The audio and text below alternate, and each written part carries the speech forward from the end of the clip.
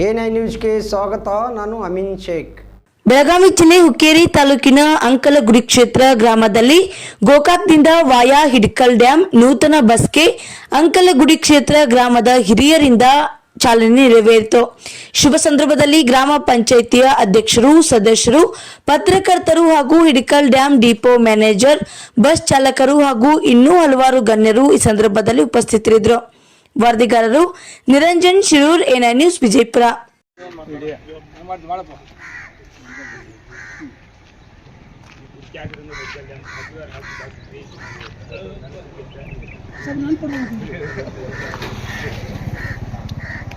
ಮಾವ ಕಡಿಂದ್ರ